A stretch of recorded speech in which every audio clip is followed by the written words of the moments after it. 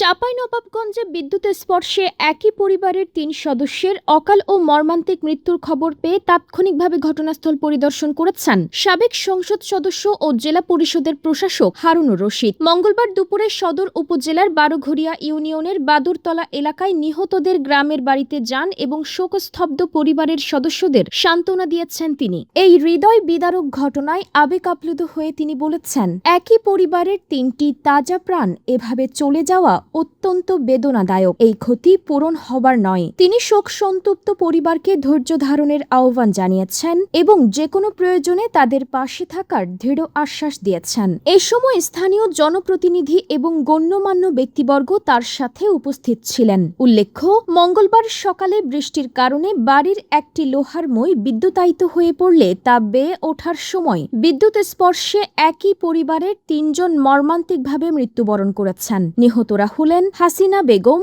আশা খাতুন এবং আশার কন্যা মিম আক্তার। এই ঘটনায় এলাকায় গভীর শোকের ছায়া নেমে এসেছে।